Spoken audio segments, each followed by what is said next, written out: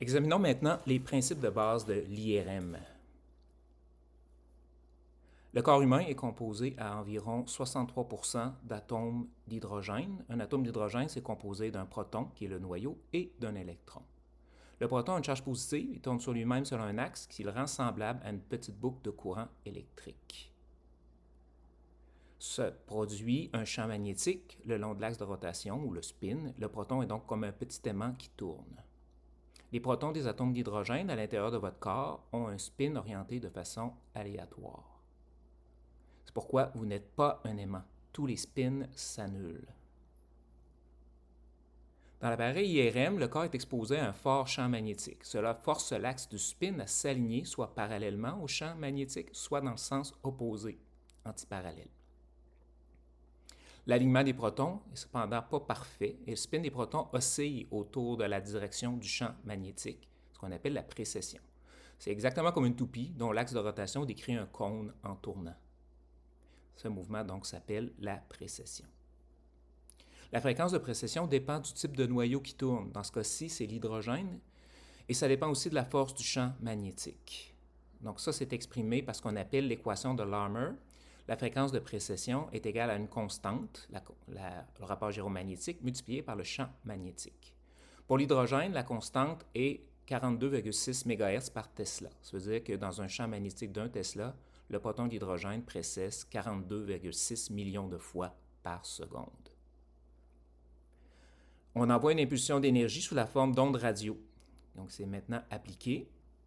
L'impulsion RF va exciter les protons de telle manière que l'aimantation macroscopique va se mettre à précesser de façon perpendiculaire au champ. C'est ce qu'on voit ici. C'est dû au fait que l'impulsion RF force les protons à précesser en phase de façon synchronisée. C'est important parce que ça veut dire que les petits champs magnétiques de chaque proton vont s'additionner pour produire un champ magnétique transversal qui peut être détecté par une bobine. Le champ magnétique transverse plutôt tourne, ce qui produit un champ magnétique variable, ce qui induit un courant dans la bobine. The coil is specific to the body part being imaged. So, for instance, when we're doing a head or a brain scan, we need to use a brain coil which sits very closely in alignment with the anatomy. When we're doing a knee examination, we have a knee radiofrequency coil that encompasses the leg. Likewise, for a cardiac examination, we have a coil that has several elements, one posterior and one anterior, that sit around the heart. And a number of other different extremity coils for different things like wrists and hands and things like that. L'intensité du courant induit va dépendre de l'intensité du champ magnétique transverse, donc du nombre de noyaux qui contribuent au signal.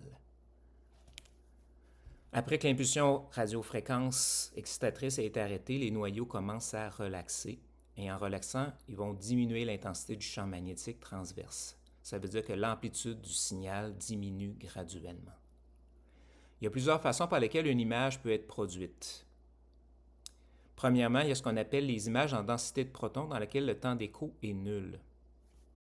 We use a lot of proton density weighted imaging in musculoskeletal work now. It has been used a lot in the past because you could use it as a multi-echo in a multi-echo sequence. So with regard to that long TR that we were mentioning earlier, some of that dead space can be used by acquiring a first echo at a short echo time and producing a PD weighted image. Ensuite, il y a deux processus de relaxation. Le temps nécessaire pour chacun de ces processus est important. La relaxation spin réseau ou relaxation longitudinale T1 se produit quand les noyaux excités se réalignent graduellement avec le champ magnétique. Now, the different weightings of the images relate to the echo time mainly. Also, the repetition time is important as well. But if you want to have a T1 weighting, then you need to have a short TR or repetition time and a short TE. A short repetition time would be somewhere for a 3T magnet would be somewhere around between 600 to 1,000 milliseconds. Le temps de relaxation spin-spin ou temps de relaxation transversale T2 se produit quand les noyaux excités vont cesser de tourner de façon synchronisée. If you want to have a T2 weighted sequence, then you need to have a long repetition time and a longer TE, which allows a lot more dephasing. So those sequences are inherently have less signal to noise, but they are also very useful in terms of looking for pathology, because a lot of pathological areas and processes are what we call wet, so they have a lot of signal on a T2 image. And for a long T2 repetition time can be anywhere between 2,500 to 3,000, anywhere up to 5,000 or 6,000 milliseconds.